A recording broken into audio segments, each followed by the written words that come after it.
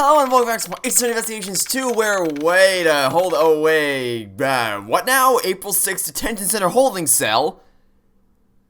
Okay, that's one way to open the episode. Welcome back to It's Investigations 2, apparently we're in a detention cell, or we're in a holding cell at the detention center as Edgeworth. Okay. This is the second time I've been in this cell. Yeah, and the first was all the way back in Turnabout Goodbyes. All of my evidence has been taken from it. Yeah, has it? apparently the Yadagarasi, apparently Kei's Yadagarasi's badge doesn't count as evidence, but alright. Actually, or maybe that's just to keep the badge thing running. It's like, oh, you always have your badge, no matter what. Because I don't think we've ever had a fully empty inventory, now that I think about it. There's always at least been whatever badge you have, be it the attorney's badge or the prosecutor's badge, so... Interesting. I'm worried about Kei. Is she alright? Yeah, well, also, what happened to Kei? The culprit is me. I remember looking down at the person in the red raincoat. Mr. Edgeworth, it was me. The culprit was me all along.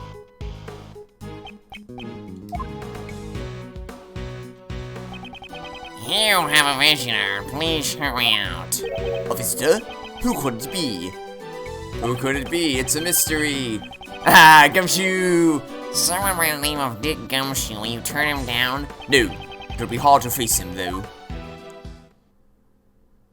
April 6th Detention Center, Visitor's Room.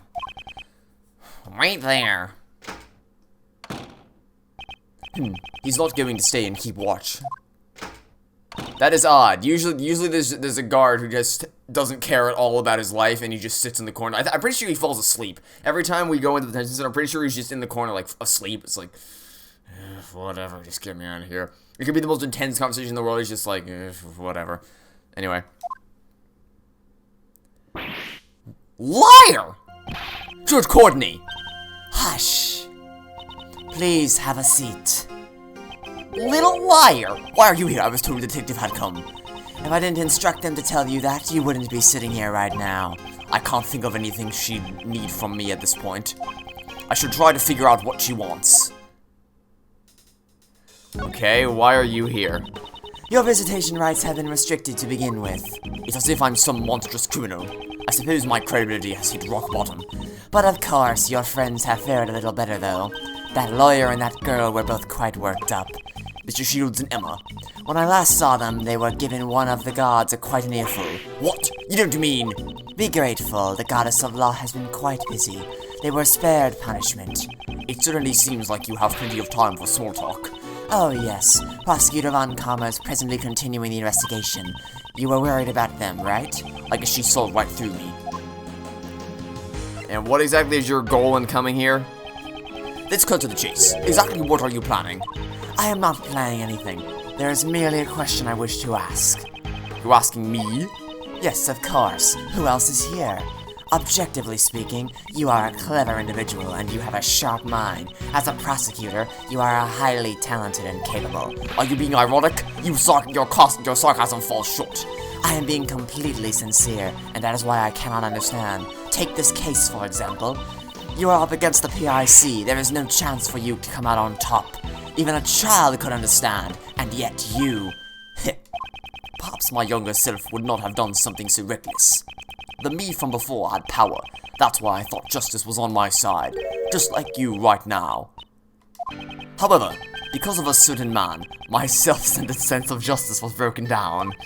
Ever since then, I've begun to see people in a different light. I'm able to serve as a prosecutor only because of the support of the people around me. The people like Detective Gumshoe and all the other investigators. And Kei as well. Honestly, even I'm surprised at how much I have changed. I see. Is that how it is? I've come to understand you a little more. Understand me? Not likely. Someone like you, who forces his own sense of justice onto others, could never understand. I wonder about that. Is that what you think? If I could say one thing, it would be that this conversation has been very interesting. That is all. Uh-huh. our conversation is coming to an end. However, I have one last thing to tell you. The date of your hearing has been set. I came here today to inform you. Today, in the PIC meeting room, may you humbly accept your fate. If that's all you wanted to say, couldn't you have just sent me a messenger? The holy words of the goddess of law simply cannot be entrusted to others.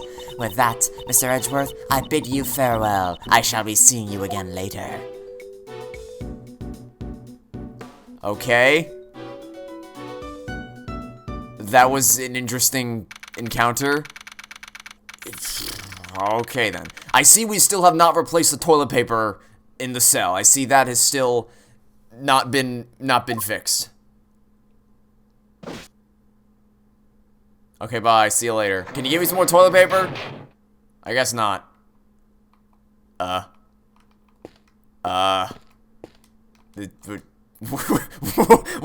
We're just here. What? There's no one to, what? We're just stuck in the cell. There's nothing I can do. There's not even any music playing. This is eerie. I don't like this. We're just here. There's no investigating to do. There's no people to talk. There's no partner button. It's just me and my empty toilet paper roll. There are thick bars placed securely on the window. That's not what I wanted to examine, but okay. That reminds me, I watched a movie that had iron bars just like these. It was about a plan to escape a prison by filing down the iron bars. Of course, I wouldn't do such a thing. I don't even have a file. No, even if I had one, I still wouldn't do it. Okay, I wanted to examine the toilet paper roll. There's a poster on the wall next to the toilet. We are currently out of toilet paper. What? Please be prepared if you wish to use the toilet. What? What? What, do I have to be like Shrek and use the pages from the books over there? Wait, what? What does it mean by be prepared? What? Okay, clearly this is taking place, this game is taking place in 2020 and all the people hoarded all the toilet paper, so the prison ran out. Okay, that's enough. What am I supposed to do? Am I supposed to escape? Like, what are we doing here? Do you want to read? There's a dining menu sitting on the desk. What are we doing? It seems like I can get food delivered if I pay for it. Let's see. Moldy white bread lunch set. Switch to moldy whole wheat bread for an extra $1. Oatmeal and grit set meal. For a limited time, get extra gruel and no additional what? What is this? Thank goodness I'm not hungry right now. Okay. What is going on? I see we still have the sink that goes into the goddamn floor, which is, you know, wonderful. Is there a hole? I'm genuinely curious. Do we have to escape? Like, is there a hole under the bed we have to get through? It's a simple bed. I don't expect it to be very comfortable to sleep on. If it were Detective Gumshoe, he would probably snore loudly while sleeping like a lot. I thought he was going to say that if it were Gumshoe, it would break the bed. I may never get a chance to work with him again. Well. However, this is the path I choose. I won't regret it. You see, the sad part is that that's actually true because Gumshoe has not appeared in any games since this one. Okay, actually, what do you want me to do? Okay, I guess let's brush our teeth, maybe? I mustn't neglect my personal appearance just because I'm in a holding cell. Prosecutor or not, this is my personal duty. My collar is slightly bent. There, a well-groomed appearance reflects a well-groomed mind. From here on, I'll need to focus myself more than ever. Wait, what do you want me to do? All I have is this badge, my cravat, and no toilet paper. What do you want me to do? Do you want me to break out of the bars here? What do we do? There's a poster hanging in the hallway. The Dice and Slice game. Roll the dice and decide your daily menu. The Dice and Slice game has been cancelled due to the warden's arrest. We sincerely apologize to everyone who was looking forward to it. There's no need to apologize for cancelling such a silly game. Oh, is something actually happening now? Another visitor? Kay's here. It seems you're alright. Wait, so I just had to look at everything in the cell and then the game would... Okay. I'm relieved for now. You know, this is kinda touching. Sob. You look a little down, Kay. Please, cheer up. You didn't do it. No one in the history of anything ever, when in a down mood or when feeling gloomy, has suddenly felt a million times better and like they're on top of the world by someone simply telling them, hey, cheer up, hey, smile, hey, things aren't that bad, cheer up. No one, that's never worked. No one ever has. You didn't do anything wrong, I guarantee it. Please, just accept it. I am a murderer. That's not true. Why won't you believe in yourself? What should I believe in? I mean, there's nothing. There's nothing to believe in? That's not true. Before you lost your memories, you literally jumped into my life. Yes, she did. She jumped off the top of the thing in the holding cell and the fake kidnapping turnabout. I think that's fake kidnapping. Oh my god. As a result, your words and actions have become engraved in my memories. That's the mark you left behind. How can you call that nothing? I believe in your innocence. That's why you must believe in yourself as well. Believe in the me that believes in you, unironically. Thank you. But it's no use. Look at all the misfortune I've brought upon you. You can't please forget it all. Your memories of Kay Faraday. Kay! And what exactly are you doing here? And why couldn't you just, you know, use the freaking, the visiting room? You know, this takes me back. In my youth, I too was a gallant. Is this the kind of justice that the PRC seeks? And what exactly is dripping from your freaking? Also, get it? It's funny. I haven't pointed it out until now, but it's funny. He has a lighter with flame, blaze. It's a funny joke. What is he dripping milk out of his eyes? Like what? Justice, huh? I wonder. This man, what is he planning? I think he's planning to light my cravat on fire. Why is he pushing things forward so forcefully? It all seems too unnatural. Is there a hidden agenda? There's no time left. It's all or nothing now. Well then, I must take my leave. Hold it! Oh, wait, oh, okay. I guess we're just jumping straight into the logic chest, alright? No matter how you look at it, Kay's arrest was unnatural. There must be something behind it. 4 pieces. Okay, we've done this before. We knocked down all 4 of Gustavia's pieces. We can do it. Hey, I'm a busy man, you know. I'm kind of a big deal, you see. I trust this won't take up too much of my time. In order to make it out of this situation, I must break through his defenses. There are plenty of things I want to ask, but my time is limited. First, I'll ask about why he rushed to the arrest. Okay, I have no intention of letting him push me around. I will overcome this difficult situation.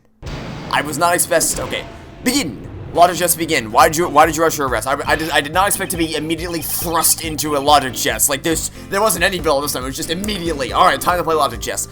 I would like a clear explanation. Explanation? What are you talking about? Don't play dumb with me. You clearly did not follow the proper procedures. Okay. Maybe you should pipe down a bit. Do you even know the position you're in?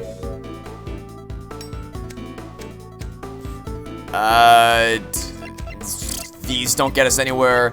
I'm guessing that when he's struggling to light the lighter is when we need to wait and see. Suppose we let the criminal escape. What do you think will happen? What will happen? I would be made to take responsibility, you see. I do hope you understand. Okay. He's still struggling to light it, so we're gonna wait and see a little bit longer. Just take my advice and stay out of this if you know what's good for you. I refuse. Kay is innocent. You know, this is so pitiful. It brings me to tears. Why won't you just give up? Things were finally going well. What was going well? Why was Kay being arrested a thing that was going well? Things were going well, you say? That's a strange way to put it. It almost sounds as if you personally wanted Kay to be arrested. Far more than necessary. Haven't you lost your impartiality? All right, 1 down. Okay, that was actually pretty easy. I thought Blaise Debeste would put up a bit of a stronger fight, although I guess if incompetence runs in the family, then You think so? That certainly wasn't my intention, you see. Edgeworth, my boy, you're reading too much into it. He skillfully avoided the issue. However, I still have some serious doubts about Kay's arrest. Next, I shall ask him if the investigation was sufficient. Well, I can tell you right now that it was not sufficient. But I guess we have to... Okay. By the way, the timer is not going down anywhere near as fast as a lot of hearts did, so I think we'll be fine here. I can't miss even the tiniest piece of information. That's the only way to break through this situation. Okay. How'd you investigate? Was it under your authority? Kay's not the culprit. This gets us nowhere. Oh, wait, sorry. How long do you investigate? This is meaningless. Was it under your authority? Like, did you personally oversee what was going on? It's hard to see that the investigation was sufficient. The arrest. Was it under your authority? My, do I really look that important? The Prosecutor Investigation Committee Chairman. It's quite a prominent title. Not that I care much for it. That was rather blunt. I'm so shocked I could cry. I'm sorry. Flattery was never my forte. If you keep talking like that towards me,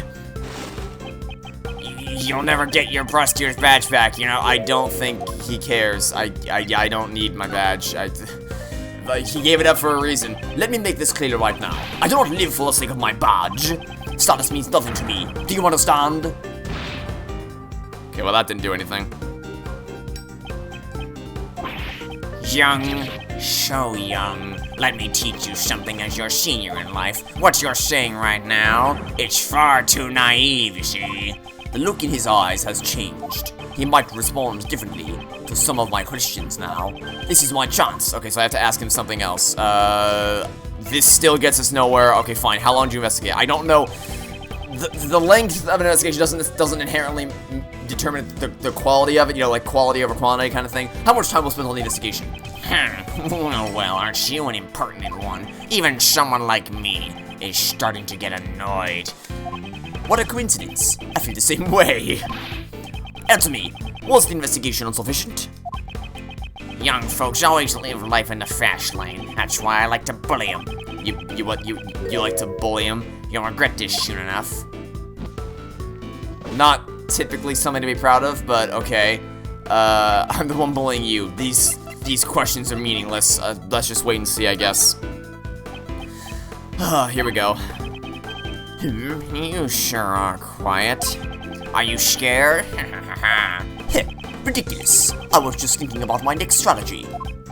On how to extract information from a weepy old man. You should show some remorse, you know. Don't you get it? I hold your fate in my hands.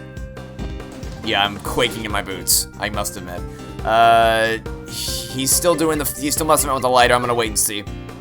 Everybody in this game has a tell when they don't want to be spoken to, and his seems to be when he's playing with the stupid lighter. In any case, even if you obtain some information, there's nothing you can do. Just give up already. I refuse. Mind if I ask why? It's simple. The truth is fading away. That's all there is to it. I see. I'm starting to understand what kind of person you are. But you know, it's all useless. It's enough to make me cry. Give it up. That girl's guilt has already been decided. Oh?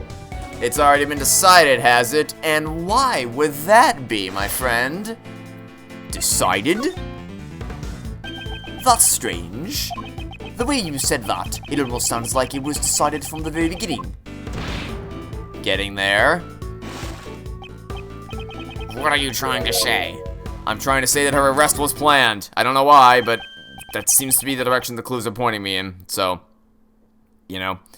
Yes, it's clearly unnatural. Everything is progressing as if K's kid was predetermined. Wasn't K's arrest planned from the start? Alright, halfway there. 2 pieces down, 2 to go. That one put up a bit of a tougher fight. I see, that's an interesting theory. But I don't have time to indulge in your flights of fancy, you know? Why don't we put an end to this silly conversation?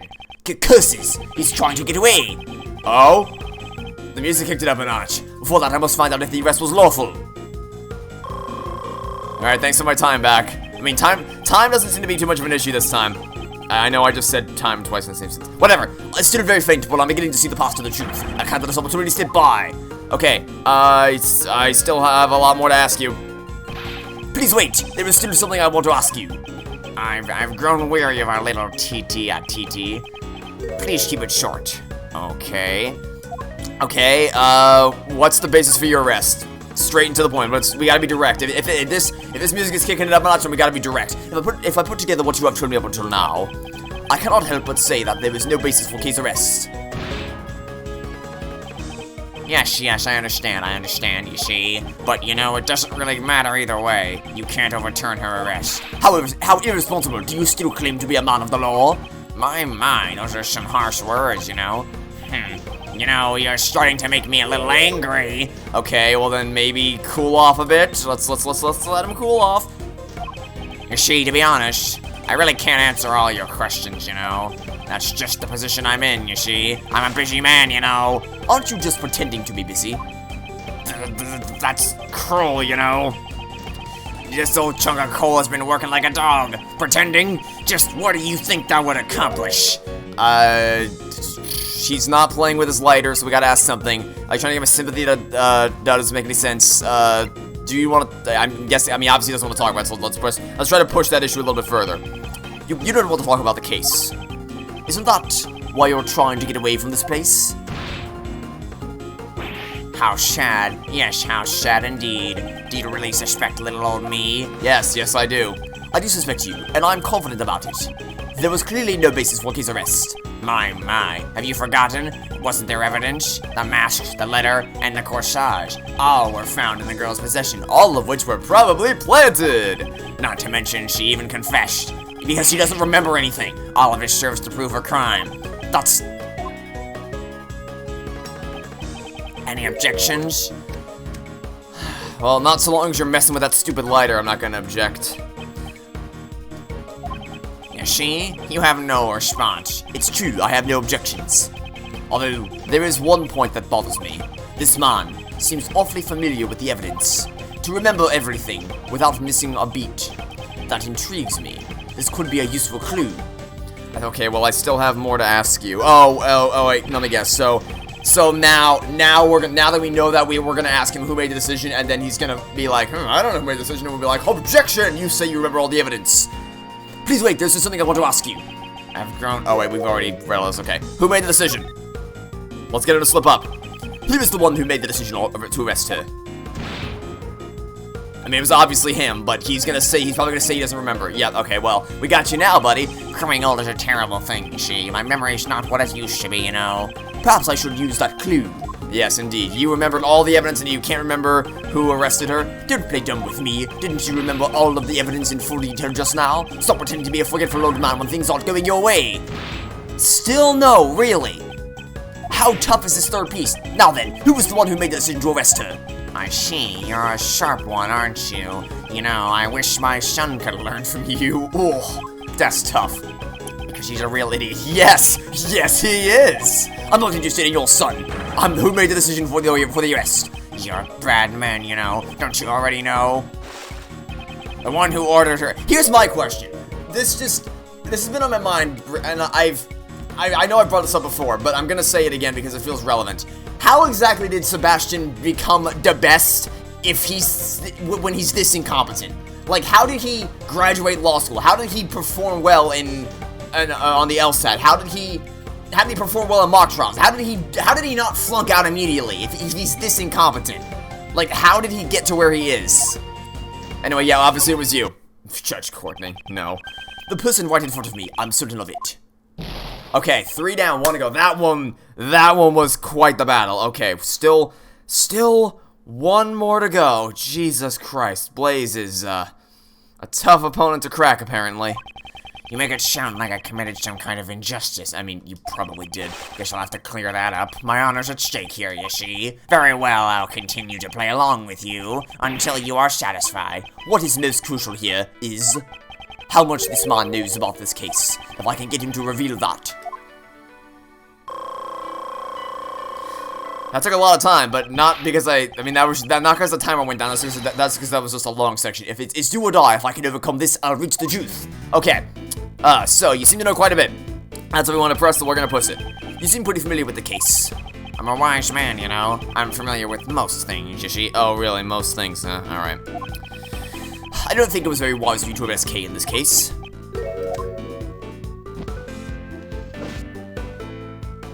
And he's playing with the lighter again. Alright. Just back off, let him cool down.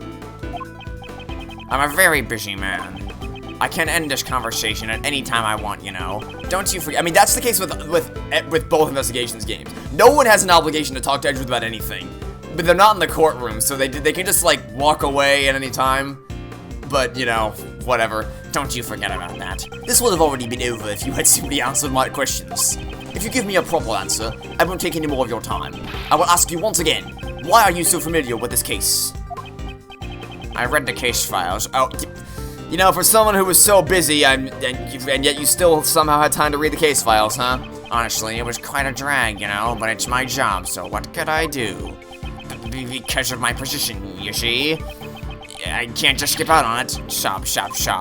Well, I had some time to kill. You didn't have, you don't have time to kill if you're busy. You just said you were busy. Come on, give me a hard one. That's strange. Didn't you just say you were very busy? Aren't your thoughts slowly coming to light now? If you truly wish to protect your position, I would advise you to rescind the arrest order. You really are desperate, you know? That never shade die attitude. It touches my heart. But you know, it's unfortunate that all your hard work was for naught. And how exactly was it for naught? Because we discovered her unconscious body. This is new. You found her unconscious? What was the weather like at the time? No, this is the first I've heard about this. Of case condition when she was found. She was unconscious in the storeroom. That's right. The source of that information is classified, though. This man knows things even I don't know. Does he know the whole story behind this case? This could be a useful clue. Okay, so, now that we're on topic, let's talk a little bit more about Kay. The suspect, regarding Kay. How much do you know about her? She's the suspect in this case. That's all I know. You know the what? You read the whole case file, you know what happened, you little liar, perhaps you used that clue. Don't you know the whole story? Something you've said feels out of place. You know about things that the crime scene investigation never revealed. Why is that? Just how much of the truth do you know? Haha, you're making that forceful face again. You know, it kind of makes me want to do the same. Like this! Okay, well, let's wait until he cools off. You really are a persistent one. It's like trying to catch a fish, right? Because you can't pull too hard on the fishing pole or else the line will snap. But you can't be too loose with it because it'll swim away and break the line on the other end. So it's like a balancing act. Like you can't push too hard and you can't be too defensive. So it's like, this is the weirdest analogy I've ever come up with. But it just reminds me, like on the Wii there was a fishing game where you had to balance between pulling too hard and not pulling hard enough. I would take that as a compliment. Can't you give it a rest already? At my age, my body's not as strong as it once was, you know? There is no one else who could be the culprit besides her. She was even given that much evidence to show that. Wait, she was given that much evidence? As in, it was planted for her and not found? Because it appears you've made a little bit of a Freudian slip there, friend. She was given evidence, you say. That's an odd choice of words. It almost sounds as if she did not possess them under her own will. Come on, we gotta be close. I see. You really do have a fine eye for the details. As expected of a former prodigy prosecutor. You've already found your answer, haven't you? I'm listening, so go ahead and say it. There's no need to hold back. I have finally wrenched open the heavy door to the truth. Now, all that remains is to strike the final blow, because Kay is not the culprit! Kay is not the culprit! My, that's a rather bold claim, you know? Anyone can shout objections at the top of their lungs, you see. Mr. Former Prodigy Prosecutor, I shall break through this with that clue. The true culprit was someone else! Kay was framed! The true culprit is pinning the blame on her! That is my answer! Whoa! Blaise Debeste has been conquered in logic chess. Oh my god. That was quite a battle. That was even longer than the Gustavia battle, I think. Wow, okay, man. Ha, and here's our mini breakdown. Yes, you're a clever one. It almost makes me feel bad that your prosecutor's badge was taken away. It wasn't taken away, I relinquished it. Yes, just as you say. Checkmate. Logic chess complete. Oh man. You arrested Kay even when you knew of the existence of the true culprit. Don't toy with me. There is no way such an act would be tolerated. You sure are green, you know. That's what a prosecutor is supposed to do. It will all work out fine if we make her guilty. You make her guilty? Who would desire such a resolution? If I had to say, maybe the PIC, and also, maybe me, you know? When I heard your words just now, I could barely hold back my tears, you know? It was just so splendid, you see, and it burns me up inside. I'm not the most perfect piece of work, you know, so I can't forgive such youthfulness. You say that truth is important, but you know, once you know the real value the truth holds, I wonder if you can still say the same thing. What are you trying to say? When you get to where I am, you can just create your own truths. anytime you want. Kay Faraday is the culprit. That was a truth that I simply manufactured out of thin air. Ugh. Good, very good. That face, that expression. You were such a desperate one, you see. That's why I really wanted to bully you, you know. You see, even if you know the truth, there is simply nothing you can do. And that's the real value of truth. So shocking that it's to die for, you know. Why don't you pursue the true culprit? How much of the truth do you know? Do you understand now? The truth that you believe in is worthless, you see. Do you understand what I'm trying to tell you, perilous former prosecutor? You!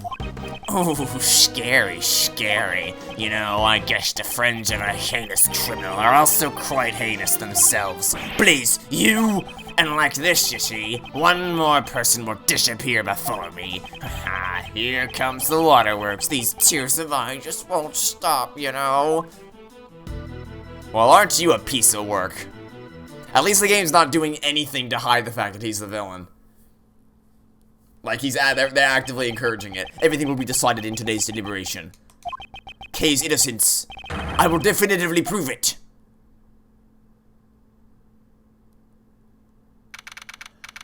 Okay, here we are. April 6th, 8:30 a.m. Grand Tower PIC meeting room. Why the hell is Lada allowed in this room? Answer, riddle me that, Batman. Oh, wow. Okay, I don't think this is the final case, because there hasn't been a game since Apollo Justice Ace Attorney that has had only 4 cases. But this feels like a really, really strong climax, right? Like, Kay's lost her memory, her innocence is on the line, Edgeworth gave up his badge, his relationship with Gumshoe and Francisco are at risk. We're confronting the head of the PIC to unearth all the dastardly things that are probably going on here. Like, this feels like such a climax. And yet, there's probably going to be a 5th case. It's just, wow. 10 members are present. The quorum has been met. From here on out, let the council begin.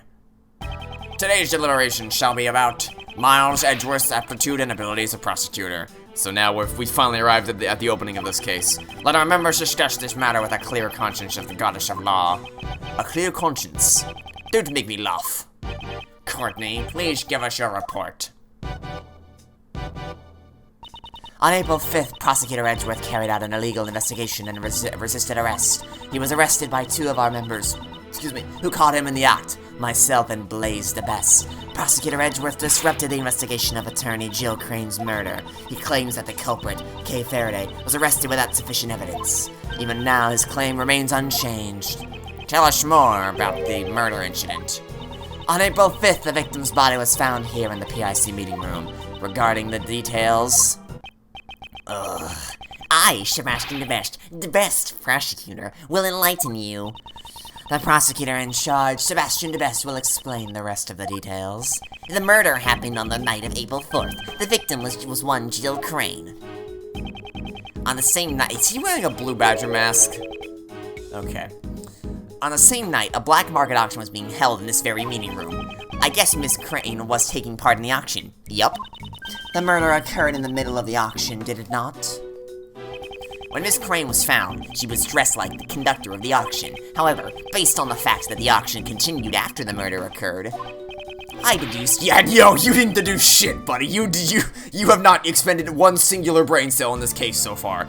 I deduced that Miss Crane could not have been the conductor. You weren't the one who made that deduction.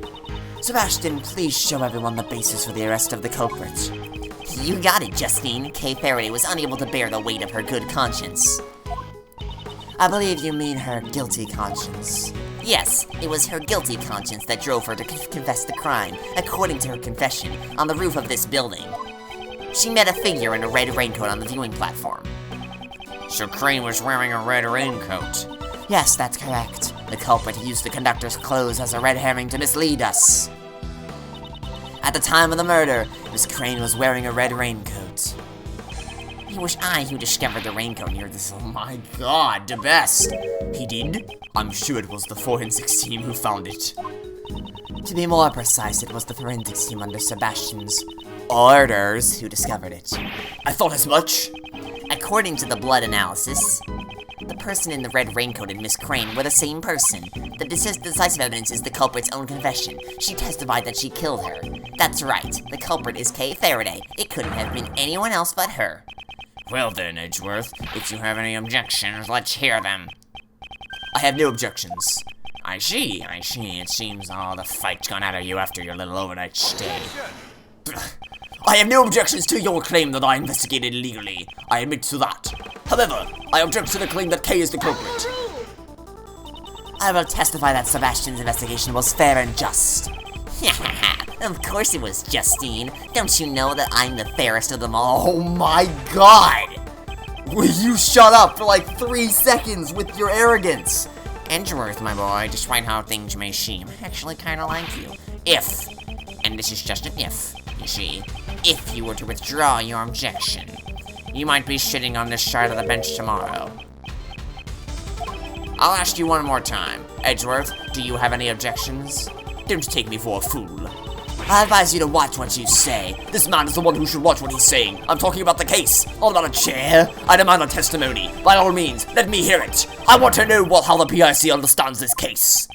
A testimony from us, huh? Fine then, if that's what it takes to make you happy. Courtney, give him the materials from the investigation. Sir, but that's... It's the end of the line for him. I'll let him go out in a blaze of glory. If you insist, Mr. Chairman. Received evidence from Judge Courtney. Yeah, it sure is fortunate that he said that, otherwise we would have absolutely nothing to work with. It's good to have everything back. Okay. Why don't we have Courtney give the testimony? I have no objections. Mr. Edgeworth. Don't worry, Kay. You just watch from over there. Alright, here we go. Summary of the case. By the way, this is end part 1, so for as climactic as this feels, there's apparently something else after this for this case. Summary of the case. Miss Crane went to the black market auction as a customer. The red raincoat was one of the items up for auction. We believe that she left her seat after winning the bid for it.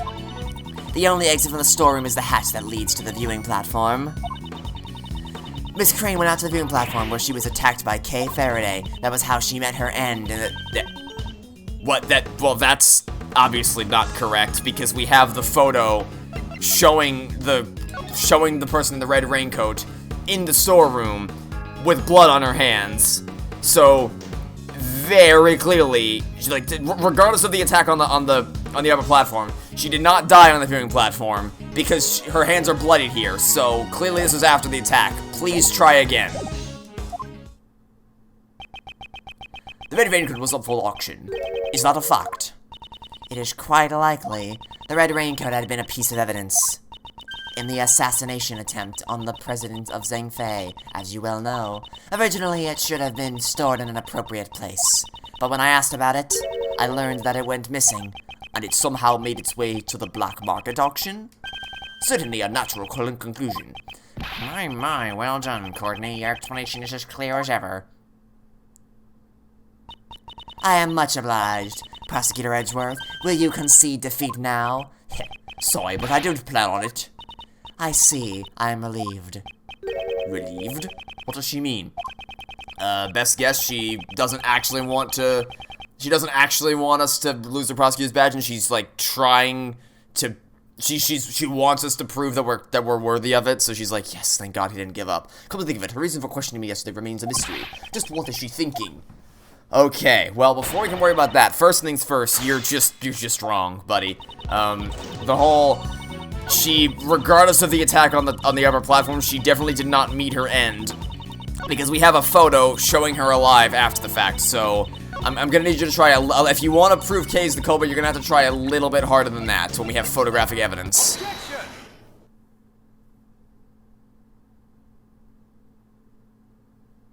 Judge Courtney, I have found it to be strange for a while now.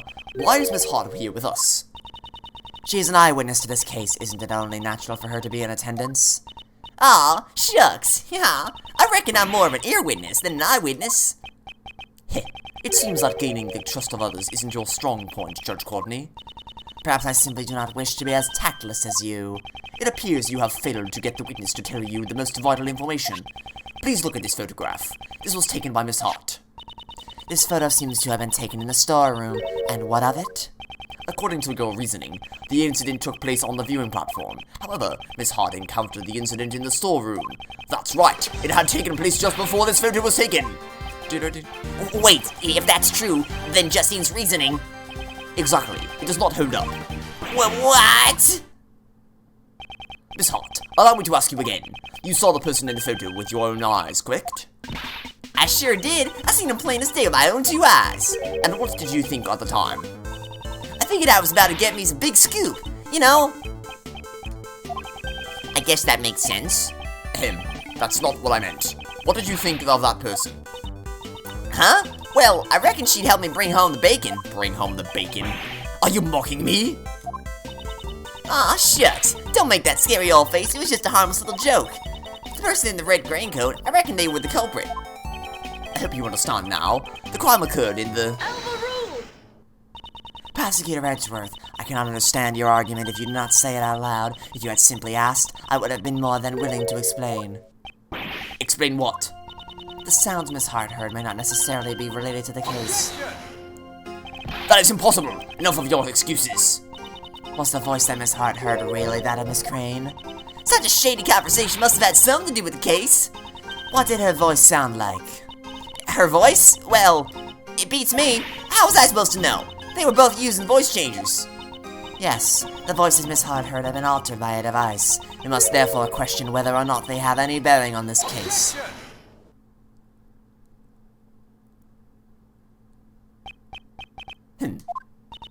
You need not object just because you wish to sigh. Judge Courtney, it seems I have greatly overestimated you. No, Courtney is quite amazing, is she? You claim that the sounds Miss Hart heard have no bearing on this case. Even if they do not, it doesn't change the fact that the crime took place in the storeroom. At the very least, the crime must have occurred before the victim went up to the rooftop. The reason being... This evidence proves the crime occurred before the victim went up to the viewing platform, because her hand is all bloody. And she's still alive. At first I thought the person in the red raincoat was the culprit. Well, Miss Hart's testimony certainly made it sound that way. Precisely, it was because she saw that the person's hand was covered in blood. Anyone who heard her testimony would have arrived at the same conclusion. The person in the red raincoat was the culprit. And the blood on their hands was the victim's. However, if the person in the red raincoat was the victim, then the situation changes completely. Since blood can be seen in this photo, it must have been taken after the crime occurred. It seems we've been under the wrong impression in regards to the victim's condition.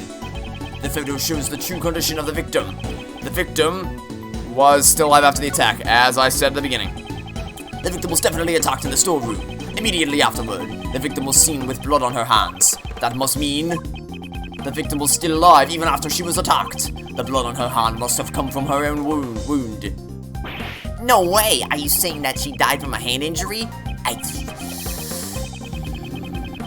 How did you graduate law school? No, how did you graduate high school? Actually, no, even that's giving too much credit. How did you graduate middle school? How? Just like, you don't, I'm not convinced you have even a singular functioning brain cell in your little head. It can't be seen in the photo, but at this moment, she must have already suffered a fatal wound. If that's true, then it changes a lot of things, you know?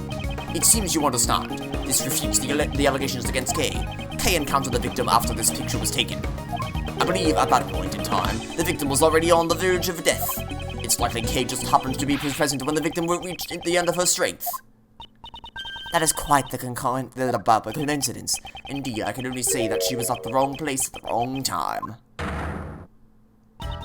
Prosecutor Edgeworth, it seems you have forgotten a crucial fact. Ah, you mean that, right? He must be pretending that he hasn't noticed it yet. What did you say? Are you implying that I forgot something? Courtney, I think it's about time you gave him his last rites. Oh, okay, Nayuta. Hey, Pops, Justine's with me, you know? Don't order her around like that. You know, even though you're my son, you're so embarrassing. Oh. Yikers. I'm not embarrassing. Yes, you are. I'm sorry, but you're both rather embarrassing. Justine, give Mr. Edgeworth his, Very well. I shall give him his last rites. Okay. Here we go, Edgeworth's contradiction. When the body was found, there were 3 wounds in Miss Crane's chest. I'm sure you're well aware what kind of wounds these were, right? Yes, she was stabbed in the heart with a 3-pronged candelabra. Okay, well then why isn't there why is there no bloodstain on the chest of the raincoat? There's nothing here. If she was stabbed through the raincoat, then there would be holes here. There would be blood here. None of that. There's blood found on the hood, but that doesn't. There should be things found in the chest area because that's where she was stabbed. Yeah, and you're talking about my contradiction? You might want to hold up a mirror, buddy. Please take a look at the autopsy report. Yes, I can. I don't need to check it again. I already know. Well done, Justine. With this, Mr. Oh, wait a minute. Wait, because the autopsy report says something about the order of the... Wait, where? I'm lost. Where's the... Okay, I'm used to the autopsy report looking like a yellow file, not a picture of the corpse. Okay. Cause death was stabbed on his left chest. The candelabra head wound was post-mortem. Okay. Here's the contradiction. This is what the contradiction is. Okay, so I didn't need to check it. So, there's blood on the hood, but no blood or holes in the coat. This would mean that the order of injuries was the head and then the chest, because there's nothing on the chest of the hood, so it wouldn't have been on. But that directly contradicts the autopsy report. Okay, so Courtney, Debeste, talk about my contradiction. Really, have you thought about what you just said at all? Because I gotta admit, I don't think you did. I will offer a rebuttal, of course. Why would you do that? Didn't you hear what Justine just said? Did you? Are any of you paying attention to what's going on? Of course I did, and I still plan to object to it. It's not fair! You're always opposing me at every turn. You're not even the one that I'm... Good God, even when I'm not countering him, he's still a little shit. Like, everything... Good God, the world does not revolve around you, you idiot. I'm cross-examining Courtney, not you! It was never my intention to oppose you. Huh? Really? Yeah, trust me. If I had it my way, you wouldn't. It's not worth my time. If I had it my way, I would have never crossed paths with you at all. You just plopped yourself into my life, and now I gotta deal with you until this game's over. I see. So that's how it is. Yep. After all, don't say it. Thank you. Good God, Blaise, you may be a piece of shit murderer, but you know what? At least you stopped Blaise from saying he's the best. That's enough, you know. You're embarrassing your father, you see. Huh? What do you mean, Pops? Like, do you really need someone to spell it out for you? Oh boy. So, you say that she was stabbed in the heart with the 3-pronged candelabra. The only problem with that is that there aren't any holes present in this raincoat, which is going to be contradicted by the autopsy report, which you so helpfully reminded me to take a look at. Chairman Debeste, do you know what this is? It seems to be a red raincoat. How about it, Courtney? The victim, Miss Crane, was wearing this earlier. Prosecutor Edgeworth, must I repeat my explanation to you all over again? I suppose it just might come to that. Judge Courtney, answer me this. This red raincoat was stained with blood. Do you happen to remember where specifically those bloodstains were located? Of course I do. They were on the hood. Wait, it can't be. What does this mean? Judge Courtney, were there any other bloodstains besides the ones on the hood? None were detected. Don't you think it's strange? The victim died from a stab wound to the chest. In that case, there should have been bloodstains on the front of the raincoat. However, the only blood they found was on the hood. This is a huge contradiction. The wound on the victim's head is no ordinary wound. After all, the victim sustained this wound before she was stabbed in the chest. It does appear that way, doesn't it? The victim first suffered the head wound. If she had already been stabbed in the chest, the raincoat would have been stained with blood. Therefore, it is unthinkable that her chest was stabbed before she suffered the head wound. So the order of the wounds would be first the head, followed by the chest. However, does that really change the situation? Yes, because it directly contradicts the autopsy report. With this, a contradiction is born, one that overturns all of our assumptions up until now. Is that change really that great? I look forward to hearing it. Well then, this contradiction, why don't you show it to me? With evidence! I would like nothing more. With which piece of evidence shows the contradiction that arises from the order of the wounds? That would be the autopsy report located right... Not here. Here! I'm talking like Edgeworth now, I need to stop this. This is the autopsy report written by Dr. Young. According to this, the head wound was post-mortem. But that's not what the raincoat shows. Exactly. It's the exact opposite. Bailiff, hurry and summon Dr. Bonnie Young at once. Until we hear what she has to say, we cannot close the curtains on this case. And here's where we find out that Karen was involved in this the whole time, because she was the one who found Kay's body and probably the one who planted the letter. Yes, ma'am, understood. Also, what are all the people in suits sitting around the table for? They're just useless. They haven't said anything. Dr. Young is a busy person. It will take some time for her to arrive. In the meantime, let us try viewing this case from another angle. There's something that's been on my mind. One of the key figures in this case. The conductor. We still don't know who that person is. Now that you mention it, even after our investigation, we still have no idea who it is. The conductor has come up time and time again during this hearing. However, at this point in time, their identity remains a mystery. How about it? Do you have any ideas? I'm still not sure at the moment. However, there is someone I have in mind. A certain individual involved with this case who might know something about it. Who's that? Blaise Debeste! I demand your testimony! What? Don't say such a stupid thing. Why would you suspect Pops? Have you taken a look at him recently? Are you trying to cast suspicion towards the chairman of the PIC? Do you understand what that means? Status and prestige mean nothing before the truth. That man is trying to pin the crime on Kay. The evidence that was in Kay's possession. The ticket stub, the mask, the corsage. These items did not come into her possession out of her own volition. By some method, that man purposefully planted them on her personage. It is hard to believe such a sudden accusation. Sudden? But I'll ask just in case. Why would he do that? Obviously, to direct suspicion towards Kay. I succeeded in drawing out those words from him earlier. Mr. Chairman, your response? Are you too shocked to speak?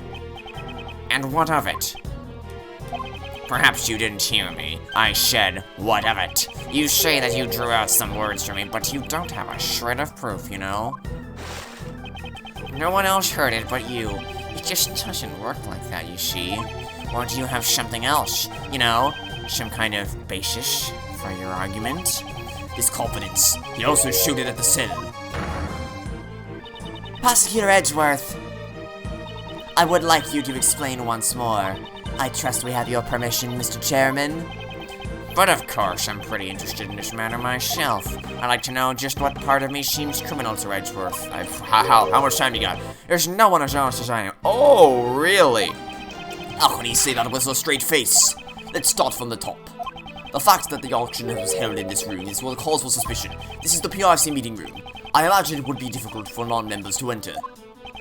That's why all the members have keycards, you know? I think we can assume that multiple auctions have been held here before. Therefore, suspecting a member of the PIC would be... Debeste. Oh my god. Yes, because the conductor had to have been a PIC member. Here's a question. What happened more times in this series? Debeste saying he's the best, or that he's the best, or that stupid concert video playing Turnabout Serenade? What happened more times, I wonder? Because it's gotta be pretty close. Wait, no! What was that all about? What do I do, Pops? Just help the enemy. Sebastian really is an idiot, you know. But you see, Edgeworth, I'm not the only one with access, you know. Indeed, there are 11 members in the PIC. Even if we rule out the victim, Miss Crane, there are still 10 potential suspects. It's not me. But it couldn't be the chairman, right? I don't know who it is, but I'm pretty sure just come forward. That voice was not fun to do. Yes, everyone, just calm down, you know. Edgeworth, is that all you got? Where's the evidence to suspect me? Oh? So you've fallen silent. But you've gone too far, you see. I won't forgive you anymore. It's too late for regrets, you know? I'm a very important man, you see. Former chief prosecutor and chairman of the PIC. Ugh. It's fine if you're not prepared to face the fire, you know? 'Cause you see... Either way, it won't make any difference. Alright, Blaise, here we go. 'Cause I'm gonna bully you. You've been rambling on for quite a while about the most trivial details, you know? Trivial details? They overturned the entire case. We literally have to call in the autopsy report, doctor, to try to explain away the contradiction. What do you mean trivial details? Like the location of the murder, the order of death. Oh yeah, trivial details like where the murder happened. And wow, okay. It just doesn't matter. This man, I swear to God. Think about it. We've got the suspect herself saying she took... Because she doesn't remember anything! She doesn't remember. Okay, you know what? Tell you what. Ask her again. Ask her again right now if she did it. Because after hearing all the evidence we presented, there's no way she holds up to that. There's no way she holds up to saying that she's the killer. There's absolutely no way she stands by that. I guarantee it. Now then, if there are any contradictions, be my guest. How can that be considered a testimony? There must be a contradiction somewhere. That person, he's very important, isn't he? Mr. Edgeworth, that's alright. Let's just give up. Surely I must have killed her. Don't be tied down to by muddled memories if you want to believe in something. Believe in your own innocence. Believe in me who believes in you. Oh, wow, he actually said it. But... My opponent is the PRC chairman. Taking him down won't be easy, however. He has underestimated me, if I can take advantage of that. All we have to do is just say, hey, Kay, did you kill her? And if she says no, which she probably will, because we just proved, like, we presented a lot of evidence to the contrary. Like, previously we had no evidence. Now we have evidence. So I'm guessing she's not going to hold out to, she probably won't stand by what she said.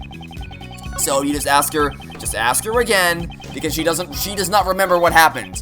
Like, you're treating a victim with amnesia and taking her word as truth, which is a horrendous idea. It may be true she confessed. However, that does not make it the truth. She has suffered from memory loss, so we must question the credibility of her testimony. Objection. Oh, God. Even if you say that, you know, it still won't solve anything. What good will it do to deny her confession? Sounds like nonsense to me. Want to try asking her again? Yes, I do, actually. No, I'd love to try asking her again. Very well. Let's try asking her again, one last time. I'd like to hear from Kay herself, whether or not she is the culprit. Huh? From me? Will that be alright? If this goes poorly, it will be quite unfavorable for you. I do not mind. However, I shall ask Kay the question myself. I'm moved to tears, you know? Oh, how touching, you know? How very touching. Fine then, I'll let you ask her. However, I have one condition. If all this proves to be a waste of time... Yes, is there part 2? Then that will be the end of it. How's that sound? The end of the hearing? Yes, it seems you can be smart once in a while, Sebastian. In other words, yes, if she confesses again, Kay Faraday will be found beyond a shadow of a doubt. Guilty. Yep, it's a fine idea. Guilty beyond a shadow of a doubt? Yeah, that's right. That's harsh. But either way, if I do nothing, should be declared guilty. Kay! Yes? I know what I'm asking of you is unreasonable, but please, I want you to answer me. It doesn't matter how tiny it is. Do you remember anything? Anything that would prove your innocence? Why? Why would you go that far for me? I can't do it. I'm sorry. I'm too scared to remember, because I might have done something even worse. If that were the case, I would only make things worse. By the way, the Kay's face when she's like freaking out and trying to remember and her eyes are going all over the place, it's actually kind of freaking me out because it looks eerily similar to how Yuri looks in Doki Doki Literature Club when her eyes go wide. And I'm being deliberately vague with that sentence because I know that there's probably at least a couple people who haven't played that game yet. And I want to keep those... I want to keep that experience as spoiler-free as possible. But if you play the game, you know what I mean when I say that. Kay Faraday must have been a despicable criminal. Someone who betrayed your trust. Don't worry. We've only known each other for a short while. But I know you very well. I'd even say that I know you better than yourself now that you've lost your memories. You cannot possibly be the culprit, because your true identity is the Yatagarasu! The great thief Yatagarasu! The Yatagarasu is a noble thief who would never stoop to murder.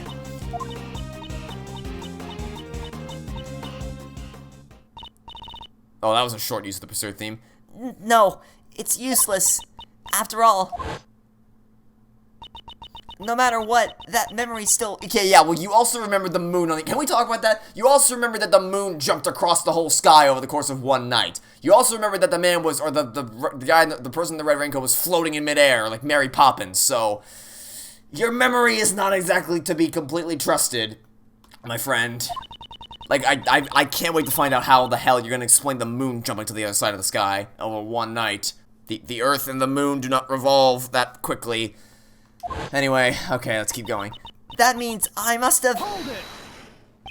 There's no clear evidence to prove that you're the culprit, besides your own conscience. Remember what I said? You must believe in yourself, or perhaps you cannot trust my words? No, that's not it. It's because you are trying to save someone like me. You've already lost so much, all for my sake. I can't bear it anymore. Please, please just give up. I see now. I thought it was strange. The reason you were acting like you wanted to be found guilty was because you were concerned about me. That is just like you, Kay. It's because you're a good person, Mr. Edgeworth. Unfortunately, I may fall short of your expectations. I am not trying to be a good person. No matter how much you may want to give me up, or may want me to give up, I keep trying to save you. That is the nature of who I am. Whether or not it's a burden for you is none of my concern. Kay, believe in yourself once more. You are a noble great thief. What you should be doubting is your memory of committing the murder. That is my wish above all else. Please.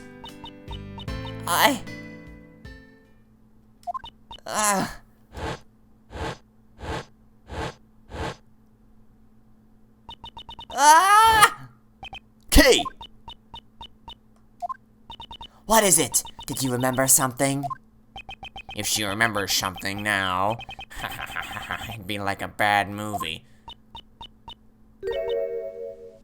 Bull?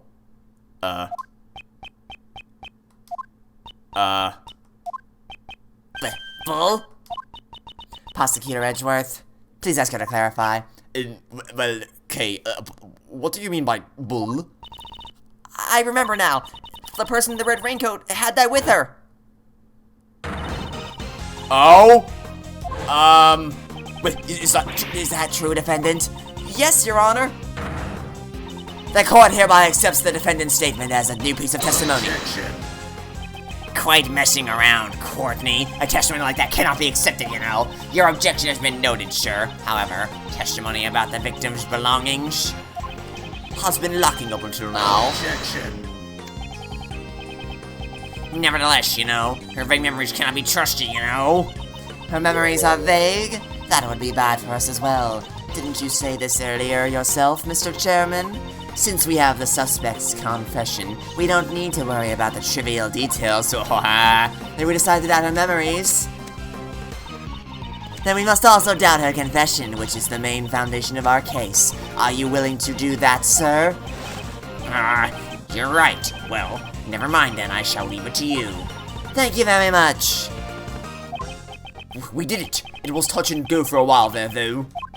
However, those words of Judge Courtney just now, it almost feels as if she is on our side. Prosecutor Edgeworth, do you know anything about this stuffed animal? Yeah, a little bit. The stuffed animal Kay spoke of must have been this. We found it in the storeroom. It's believed to be one of the items for the auction. We also found it in the plane in Turnabout Target. This is... Do you know something about it, Justine? No, it's just a bit different from what I imagined. Indeed, it's certainly not what I would have expected the victim to be carrying. This is about every suspicious looking nook and cranny.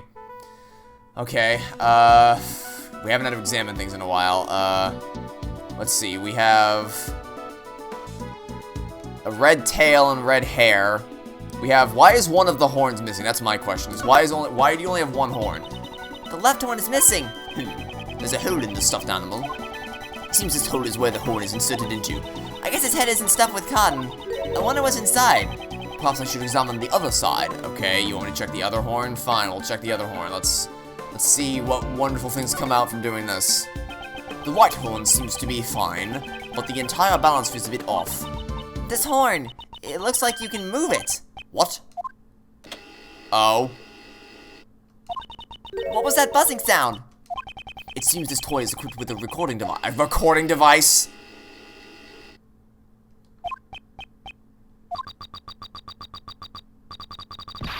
I knew who you were right away. You can't hide that burn from me. The burn! You can't hide that burn from me! That was in the autopsy report. That was in the autopsy report. The autopsy report said something about a burn. Which means we have the murder. We have the murder on tape. For as disturbing as that is, we have the murder. What did I say? We have the murder on recording.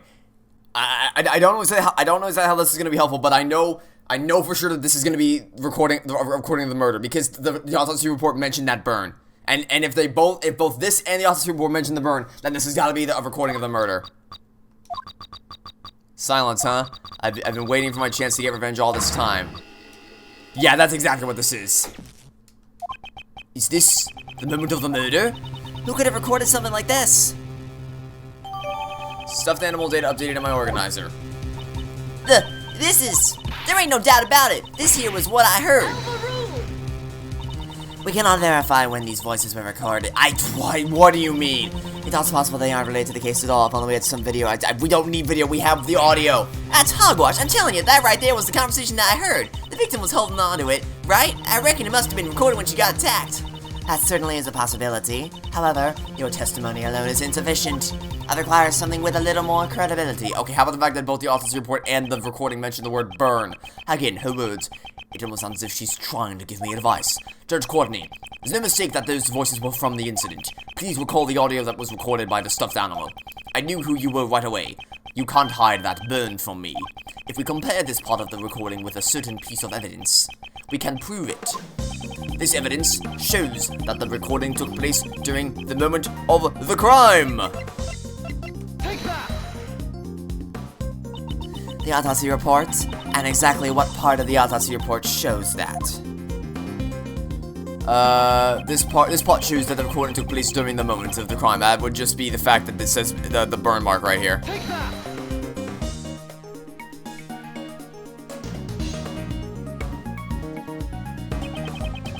I remember clearly what that voice said.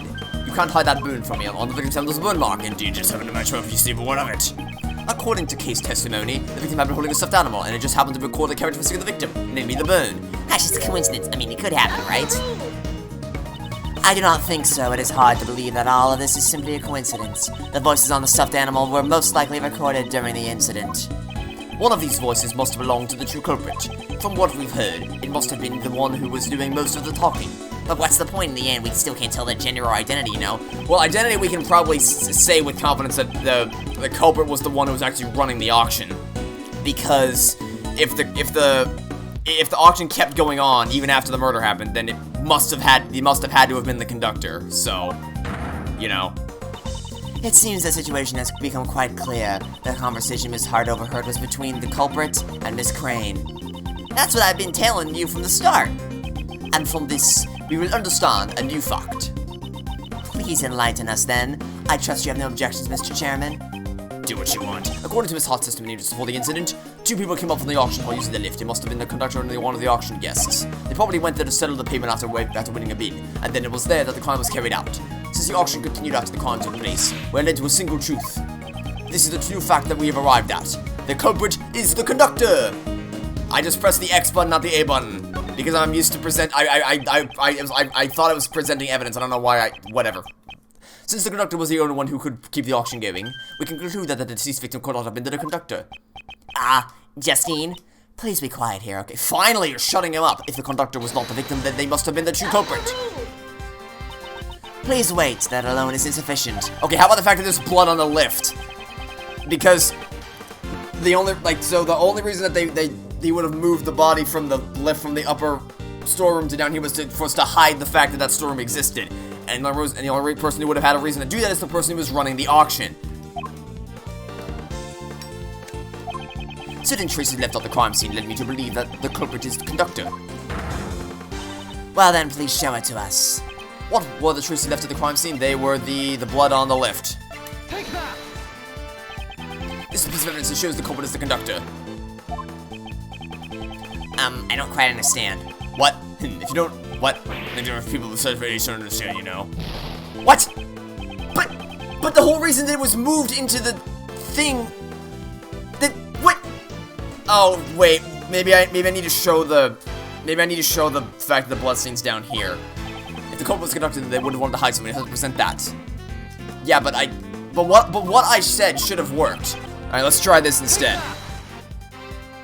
The culprit posted lifts. Okay, so I stand by that what I said should have worked, because the whole thing we're trying to prove is we're trying to prove that he moved the body down into the meeting room in order to disguise the fact that that storeroom exists. And the fact that there's even a little bit of blood left on that elevator should have shown that it was moved down here, but fine, whatever. In doing so, we were led to believe the meeting room had been the scene of the crime. It was a ruse by the true culprit to hide the blood that had fallen from the storeroom. So we wouldn't find out about the existence of the black market auction, correct? Indeed, if the culprit had been unrelated to the auction, there would have been no need to do such a thing. Ergo, the culprit could only been the conductor. Well then, do you have any ideas to who the conductor might possibly be? The auction hall is at the PIC meeting room, and furthermore, there was a storeroom above it. The conductor must have been, at the very least, a member of the PIC. So, in other words, you suspect me, I take it. Isn't it natural to suspect you, the one with the most authority in the PIC? You are quite capable. I'll give you that much at least. But you know, like I said before, you're far too naive. You have nothing, you know? There's no evidence. If by some chance you do have evidence, why don't you present it? Well, I don't have it yet, but once the doctor gets back with the autopsy report, which she should be here by now, but once the doctor gets back, then we'll probably have some more definitive evidence. Ugh. Do I have evidence that Blaise is the culprit? Not yet, we don't, but we will soon. Blaise himself has suggested that he is the criminal. He's been showing that strange self-confidence for a while now. He knows that there is not a single piece of evidence left behind to incriminate him. If you play with fire, you're gonna get burned, Edgeworth. Just kidding. I always wanted to say that, you know. Well then, Courtney.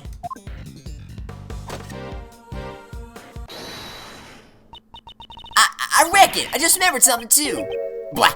You also lost your memories? Oh my god, Debeste. No, that ain't it. Just something just popped into my head right now. Very well, please tell us. Objection. Courtney, could you tell me what you are doing? Prosecutor Edgeworth will not give up until we have destroyed every last possibility. I'm destroying every possibility, so that he will never oppose us again. Justine, I don't really know what's going on, but well said. Of course you don't know what's going on. Props, I'm gonna help too. After all, he's the one who's wrong. Fine then, let's hear what she has to say. Well then, Miss Hart, please proceed. Sure thing. Just leave it to me. Please make sure you only tell the truth. Ain't that a matter of course? I'm a bona fide journalist of justice, you know. Somehow I feel uneasy. Y'all saying the culprit was the conductor, right? That means the victim was a customer. Now here's where it gets strange. See, there were 11 people at the auction. Oh? Oh yeah, she did say that. She told us in the last episode that there were 11 people down there. But if the victim was a customer, then that doesn't make any sense because... It's gonna be Karen. It's gonna be Karen. Karen's gonna be okay, that explains a lot. Alright, so, to rewind a bit. Lana told us in the last episode that there were 11 people at the auction, aside from the conductor, or maybe including the conductor, I don't know. Either way, there were 11 people. So, but if one of them was, if one of the customers was the victim, when they go into the storeroom and came back down, and it was just a conductor, they'd probably be like, hey, what happened to the other guy? Or what happened to the other person? I don't know. So, someone would have had to take their place, or else the illusion would have been destroyed. So, here's what I think happened, because I said this at the beginning that Karen was probably going to be involved somehow. She was the one who found Kay's body, which means she was probably also involved, she was probably an accomplice to the murder somehow. Whether she was the one who planted the evidence in Kay's body, or what, I don't know. But she was probably hiding in the storeroom where Lotta couldn't see her, and the only place she would have been hiding where Lotta couldn't see her was in the costume trunk that Lotta couldn't access. So then she popped out of there once the killer was done killing. Once he finished killing, then she came out of the box, and then the killer put the body in the box, which is why the bloodstain is there. And then she took the victim's clothes, put them on, went downstairs, and took the victim's spot. That is what Karen's role is in this, and that also explains why actually, you know what? That might explain why the autopsy report is messed up as well, because the doctor can't communicate by herself, right? She has to tell, everything she does is translated through Karen, which would explain why the autopsy report doesn't line up, because the doctor may be like, hey, this happened, and Karen's like, oh, did it now? Let me just write down something else. Clever game, very clever. When the auction continued after the incident, I went straight on over and took a peek down below. You don't mean... That's exactly what I mean. All 11 people were still there, present and accounted for. What? Are you sure about that? Sure, I'm sure. I saw it with my own 2 eyes. So it started with 11 people, and there were still 11 people after the murder. Was it a ghost? This man, I swear to God, he's worse than Lang. Because at least Lang, like, at least I can be like, okay, so he's in his own little world where he thinks that logic doesn't exist, and everything's just a fairy tale clown world where nothing makes any logical sense, and it's all just higgledy-piggledy magical gobbledygook. So it's like, okay, so he lives in his world and he's consistent with that, fine, whatever, he can live his fairy tale. But Debeste over here, Debeste really thinks he's hot shit, but he's not. He's trash. He's garbage. He's awful. He thinks he's so good, and he's just not. He's so much worse than Lang ever could have dreamed to be. Like, oh, wow. You know, Sebastian, normally a prosecutor would call that a contradiction, you know? Were there really no changes in the auction at all? Really, I'm telling you, the auction just went on like normal. But there was one thing, though. You know those hammers that you always see in an auction? Gavels? Like the one that lady's using over there. An auction gavel, perhaps? Yep, that's the one. All of a sudden, I couldn't hear the sound no more. Okay, so let me guess. The gavel was the real murder weapon? And because that would explain the contradiction with the order of the things, because if the head wound came first, then and it wasn't actually, because if she was killed with a bonk to the head from the gavel, then the clothes were taken off and she was stabbed with the candelabra to try to throw suspicion on a K, then that explains the contradiction. Okay, the sound of the gavel, does that have anything to do with the case? I guarantee you that's gonna be what this is. Alright, the pieces are finally starting to come together, except for why the hell, like, what I'm stuck on is the stupid moon. Like, the Earth and moon do not revolve that quickly to the point where it would suddenly appear like it was on the other side of the world. And also the fact that the person in the raincoat was floating above midair. Like, those are the two sticking points that my brain has been trying to come up with a solution for, and I just can't do it. So I'm either missing something really obvious, or it's just something really smart that I just can't figure out, because I got nothing. I really got nothing as to how in the world those two things could possibly be existing. The foundation of Prosecutor Edgeworth's reasoning would collapse. Ugh. Justice prevails, as they say. Hope you've learned your lesson, Mr. Edgeworth. Oh, you want to talk about learning lessons? Let's talk about all the things that you don't know. Mr. Edgeworth, there really is nothing we can do. It's not over yet. So, Mr. Stillman, yeah, where's the doctor with the autopsy report? I have to think. If I don't, then Kate will be... Did you get the answer you wanted this time? Well, then a deal is a deal. Please wait, Mr. Chairman. I believe it is still too early to make a judgment. There are still a few mysteries left in this case. Until we have solved them all, we cannot call this a complete victory. Isn't that right, Prosecutor Edgeworth? I was expecting you to shout, "Hold it," like you always do. Yes, of course. Once again, Judge Courtney has come to my aid. Well then, what is it? What sort of mysteries are left? Well, of course, there's a contradiction in the autopsy report. Thankfully, someone brought it up. We've been waiting here forever for the doctor to show up. That kind of thing. I brought her in, finally! Good God, it took you an hour. What's wrong? Why were we suddenly called here? Did someone suddenly get sick? I'll begin preparing a compress. Ah! What'd you call me here for? Did something happen? Dr. Young, Miss Jensen, you have my gratitude for taking the trouble to come here. This won't take long, so please relax. Tell me what in blazes is going on. Of course we called you here because something came up. Judge Courtney, just what are you planning? Bonnie Young, under the divine rule of law, please answer truthfully. There were no mistakes in your autopsy report, correct? Granny would never make a mistake. That's certainly strange. Huh? This court has found an error in Dr. Young's autopsy report. Dr. Young, please tell the truth. Did you falsify the autopsy report? That's terrible. How can you accuse her of that? I have no idea what you're talking about. Why would I do such a thing in the first place? To protect the true culprit, of course. What you talking about? I would never do such a thing.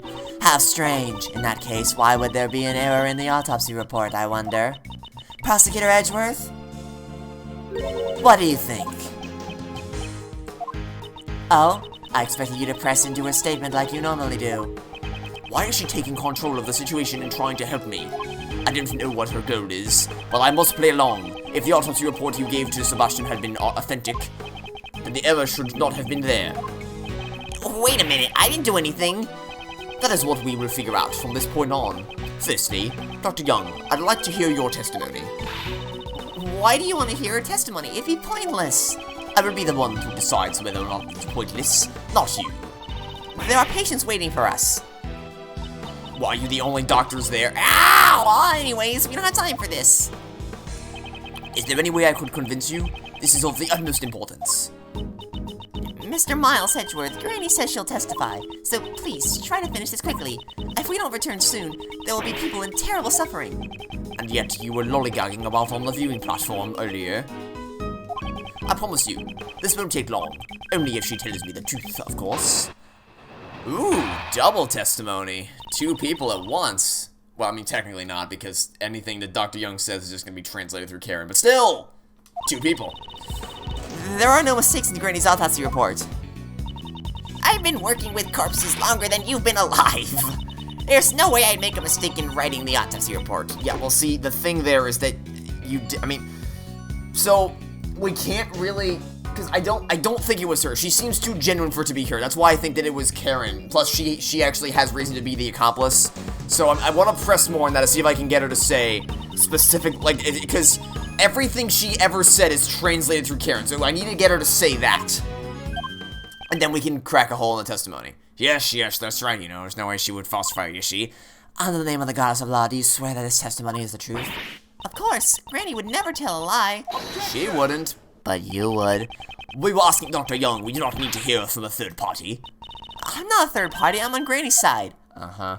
If you raise an objection to my testimony, you best prepare yourself, you ex-prosecutor. I would definitively expose the contradiction in the autopsy report. Alright, here we go. So, no way you make a mistake, huh?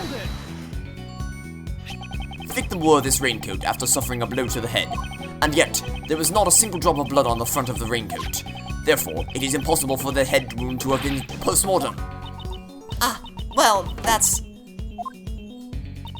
I don't need you to tell me that. That's what I wrote down from the very beginning. Aha! Gotcha! Gotcha, Karen. The autopsy report says the head wound was post-mortem. That's completely different.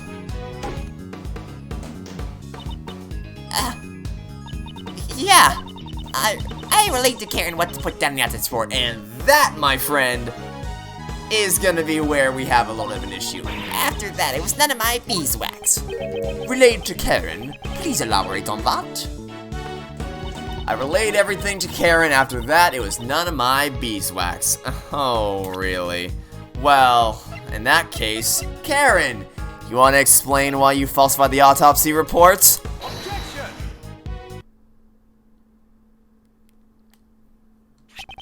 Dr. Young, please confirm what this autopsy report says with your own eyes. Ah, I'll read it out loud for you. Ow!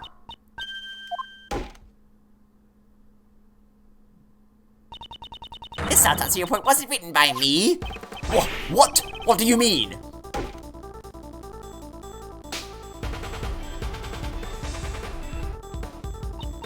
I don't know. Ah!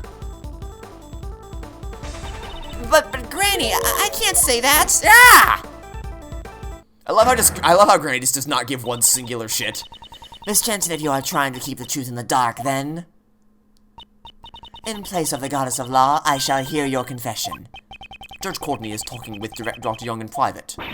What? Is that true? Understood. I shall convey your words to everyone else, Dr. Young. I properly relayed the autopsy report orally to that child. It seems my granddaughter must have mucked it up when she was writing it down. Wow, she mimicked her voice perfectly. There was no need for her to go that far, though. In other words, the contents of the autopsy report had been falsified. By your hand, Miss Jensen. Oh, With that, we've proven that the wound on her head came first, followed by her chest wound. Miss Jensen, why did you falsify the autopsy report?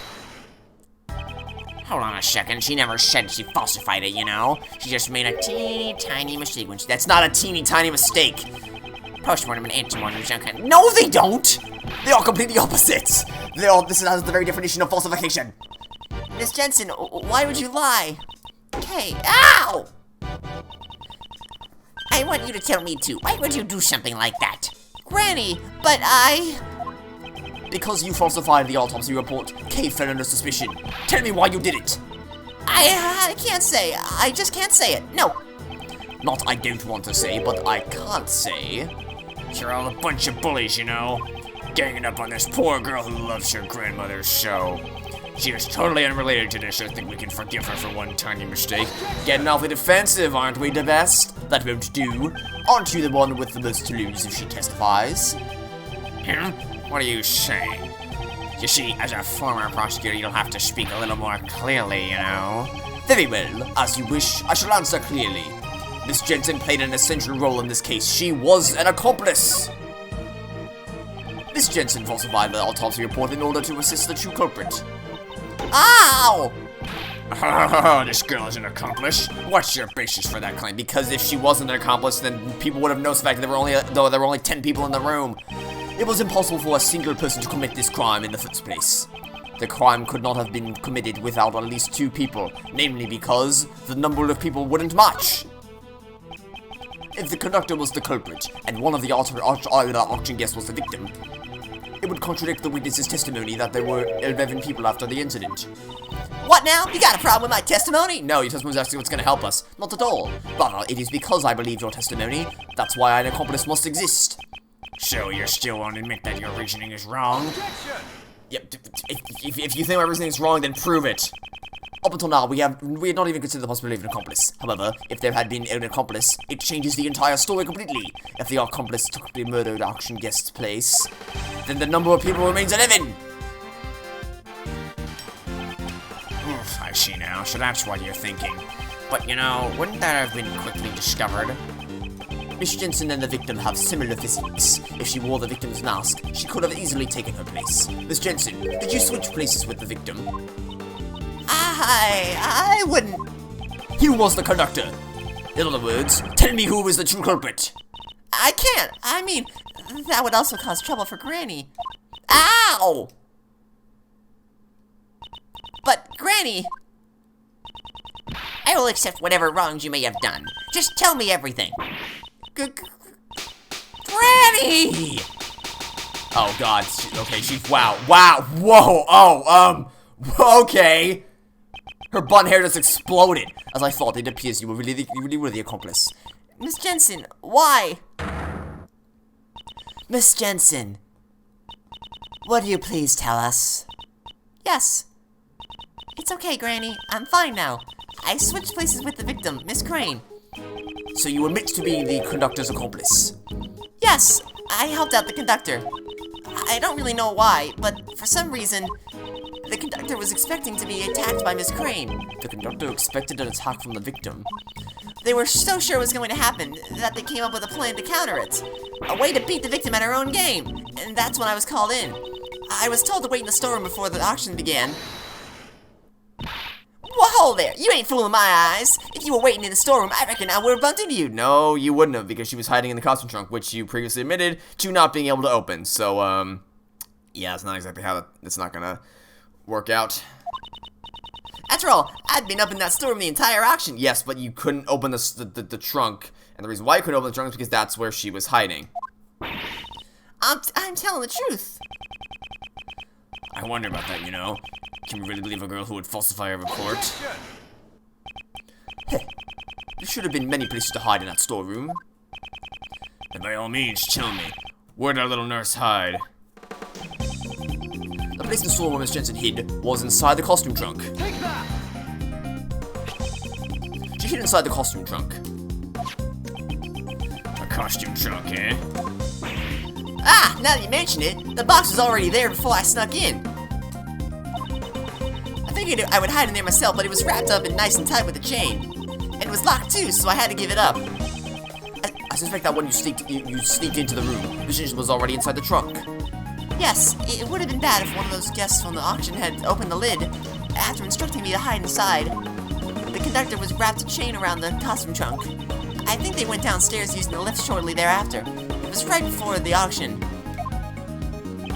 So then, when the auction began, only you and Miss Hart were in the storeroom. Yes, that should be right.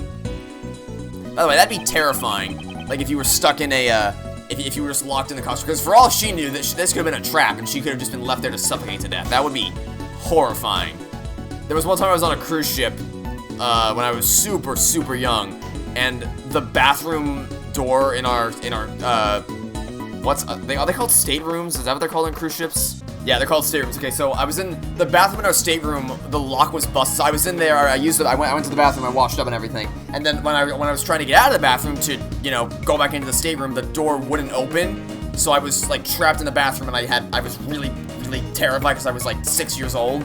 Like I could not open the door, so I was just trapped in the bathroom, and it was a very scary experience. And then my dad, when he was super young, he and his friend thought it'd be a great idea to jump into a toy chest, and like lock themselves in. I don't know why, but they accidentally, like, so they closed the lid, but they accidentally locked it. So it was just by luck that his mom found him and unlocked the trunk for them. But like I can't even imagine being in there, like being trapped in a really confined space like that. Like no, with no that's not nope.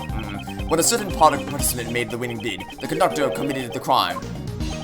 Miss Hart must have heard the altercation that occurred then. You betcha! I was trembling behind that there statue the whole time, though. Following the altercation, Jill Crane was murdered. After killing Jill Crane, the conductor carried her body to the costume trunk. And Miss Jensen, who had been hiding in the trunk, was made to take Miss Crane's place. The victim's body was placed inside the costume trunk. The conductor then took Miss Jensen, who had been made to look like Jill Crane, and returned to the auction hall as if nothing had ever happened. Was this roughly what happened in the storeroom during the incident? Yes, that's right. Pull the old switcheroo with one of the auction guests. Ain't that impossible? That gal and the murder victim are two completely different people, you know? Yeah, but you can just take her clothes. Don't you reckon one of the other participants would have noticed and caused a ruckus? None of her clothes were the same. No, not at all. The reason they didn't notice the switcheroo because she stole the victim's clothes. From what I can tell, Miss Jensen and the victim appeared to have a similar physique. Furthermore, there was a rule requiring a mask to be worn during the auction. If their clothes were the same, I doubt anyone would have noticed she was a different person. Yes, I blended right in. I borrowed Miss Crane's clothes and... Ow!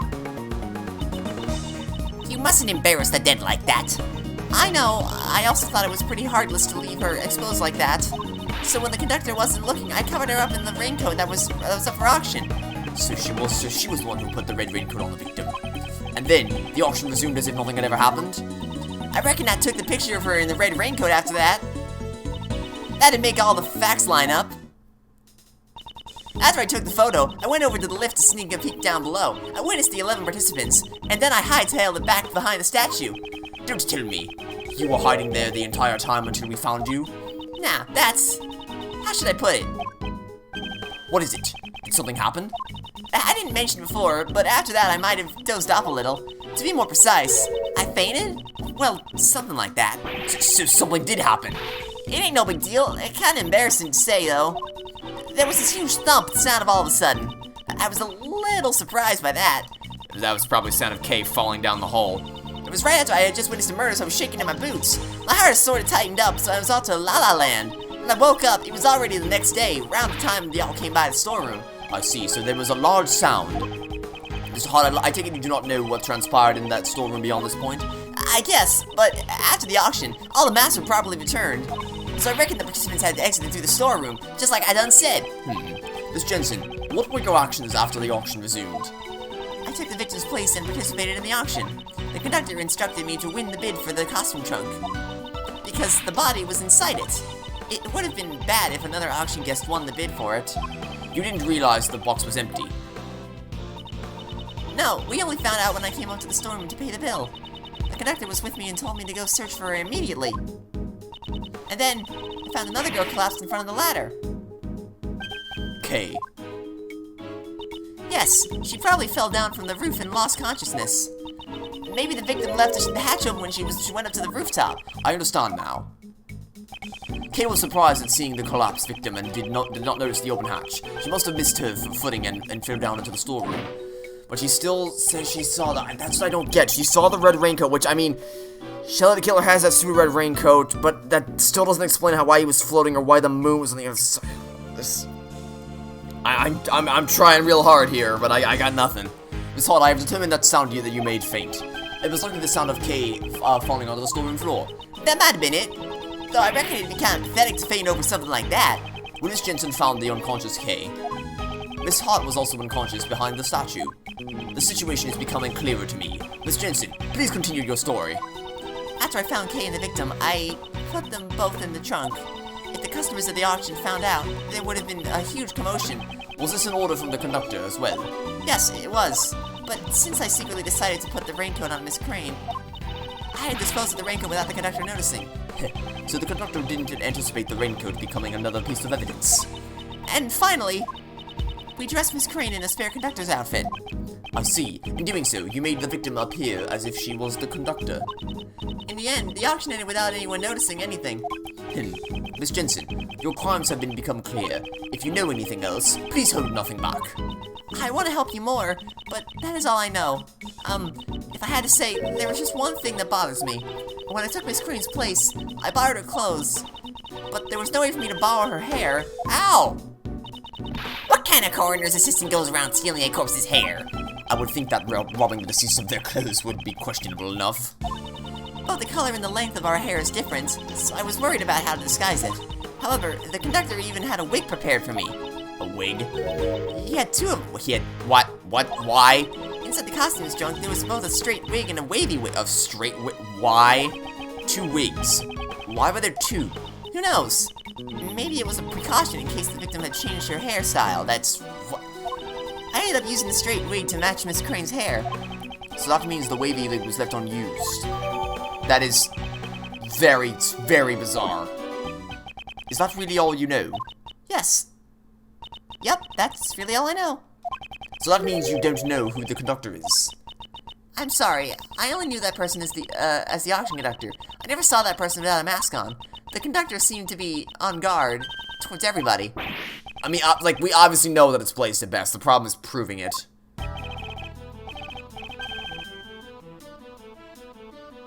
I'm staring at his hair, trying to figure out if that might be a wig. But I don't really see a point in trying to hide that. Because, like, his hair is kind of wavy. Well, not kind of, it's very wavy. But I don't really... I don't know. I mean, I'm not exactly a wig expert, just to be clear, so I'm not the person to assess whether someone's wearing a wig or not. But... So maybe it's naive of me to say that it looks real, but I don't know. It looks real, I guess. I mean, it's meaningless to say, because like I said, I'm not an expert on this kind of stuff, but still, that's the wig's probably going to be the thing that we use to nail him, so I'm trying to figure out how we can do that. Even if that little nurse's accomplice, it changes absolutely nothing, you know? In the end, the true culprit is still Kay Faraday. All you did was add another criminal, you know? The rule of law cannot be overturned, at least not for your sake. Is this as far as I go? Am I unable to save Kay? Objection! Francisca! Yeah! Francisca comes in to save the day! Francisca, why are you here? Didn't I tell you, Miles Edgeworth, wherever there is a case, I will follow? Prosecutor Von Karma, your hard work is most appreciated. However, don't get the wrong idea. I only came here to find out the truth behind what happened to Kay Faraday. I don't plan on forgiving you for abandoning the prosecutor's path. I understand. You should thank your former subordinate. He gave me some valuable information which may save Kay Faraday. Detective Gumshoe did. Listen well, Miles Edgeworth. This will be the final piece of evidence. Jill Crane severed the wound on her head first. Oh, Francisca, I'm really sorry. You really probably thought that was gonna save the day, but we already knew that. Oh, I feel so bad. She really thought. Oh no. Cause she's like, I can't even imagine. Like you think you have the thing that's gonna save the day, that you have the case-defining evidence, and you come to it, and then we're like, but we knew that for like an hour. No. Well, someone say something. I hate to say it, but we already proved that. Already proved? Yes, well, just like, ah! You should have told me sooner. You're the one who barged in here and started talking. Well, then, does that mean you found out what the murder weapon was already? We haven't proved it, but I guarantee you it's gonna be the gavel. No, not yet. Is that so? In that case, listen well. The victim was struck on the head with a blunt cylindrical object, And there we go. There we go. the wound on her chest was suffered post-mortem. A cylindrical murder weapon. You know, this report of yours, you trust it's accurate, of course? These were the results of 2 independent autopsies, carried out by 2 respected doctors. That's reassuring, but it's...